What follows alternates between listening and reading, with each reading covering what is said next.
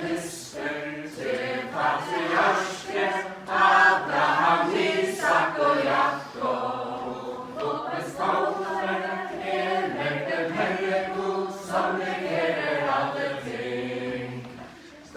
Sankta Simeon var den kyrkes sex var det stefar som var satt i Kana Galilea.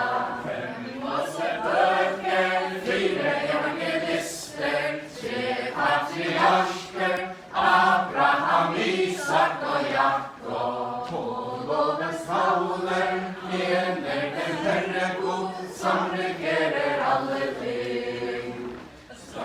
Sankta Simeon var den 8:e, 8 var vår kärlek, 7 vår skapelse, 6 var de stenkar som var satt i Kana Galilea. 5 Moseböcker, 4 evangelister, 3 patriarker,